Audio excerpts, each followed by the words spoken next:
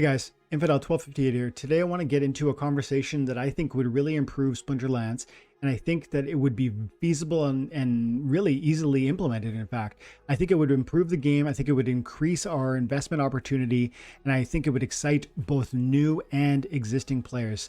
I want to get into it now. It's actually coming from the real world of collectible investment. So if you guys don't know, I like collecting silver and gold coins. One thing that happens with silver and gold coins in the real world is, of course, they have wear and tear on them. And so in order to have a collectible in your collectible asset and know what it's worth, you need to have a sort of registry and rating that goes along with it.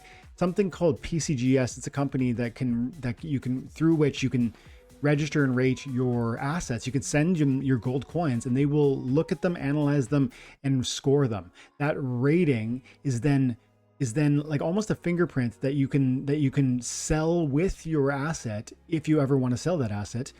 And it assigns a rarity, really, because it's only every penny, every nickel, every dime, every piece of currency ever created, when it gets rated like this and sold to collectors, they always look at that number and they use that to ascertain whether or not this one is more exceptional than any of the others on the marketplace. This is particularly important for coins because coins have wear and tear on them. Now, you might say, Dwayne, the non-fungible tokens in Splinterlands don't need any sort of rating or registry of this sort because they don't have wear and tear. That's true, but see, interestingly, PCGS has started something that's really catching fire. They have this leaderboard system where when you log in and rate your coins, you can record the ratings and then almost brag about it on the achievement leaderboard. And this social opportunity to brag about your assets is what I'm interested in, because this is something we could implement in Splinterlands with the non-fungible tokens. It's not about wear and tear. It's not about rating this ruler of the seas versus that. It's about looking at the collection as a whole.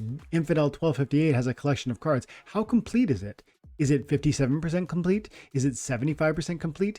Do I have all the alphas? Do I have all the gold foils? What if each of those was almost a trophy, as you might imagine from any other video game you've ever played? When you beat the first level, sometimes there's a trophy. If you beat it quicker, you can get another trophy. If you beat if you shoot somebody with every gun in the first person shooter, what happens? You get a separate trophy. All of these things can be displayed on a screen, which might be interesting from a collectible standpoint, because it gives us this opportunity to brag like these people. Who's your coins? 3,500 points. These people, they get their ratings, and these are all on the top. Look at, there's 57,000 people here that are bragging about their selections, and apparently this is having real world implications for the desirability of rated coins. So much so that real world coin sellers are talking about how hard it is to keep 1990 dimes in stock, which is astonishing, because 1990 dimes are there's a huge number of them. And so the point is that people are so eager to hold rated assets and be able to brag online about that they're even buying coins that are hugely printed, like recent dimes, 1990 dimes.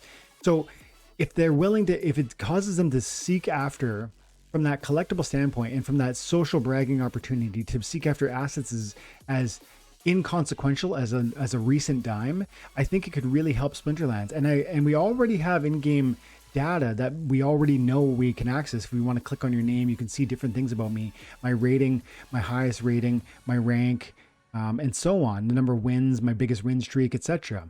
How many games have I played? This is all really great data that I think should be redisplayed in a different way, maybe in a separate window that's along the banner here, and you could just click on like trophy wall, and it would show how many games have I played, how many wins have I ever had, what was my longest win streak. But then more than that, it would start to dive into what PCGS is doing, and it could give me trophies for collection completion.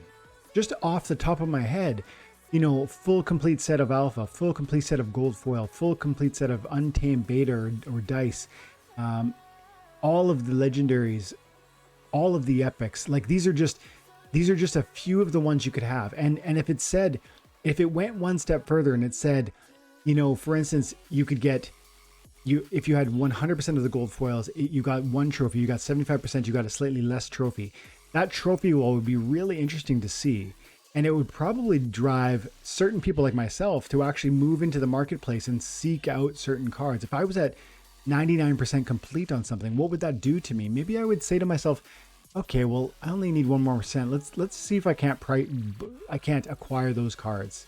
So I think this would be easy because it would just be one extra window in here and you could make it the trophy room. I think it would be great because it would inspire kind of a debate and an in-game challenge because you could compare yourself to your friends.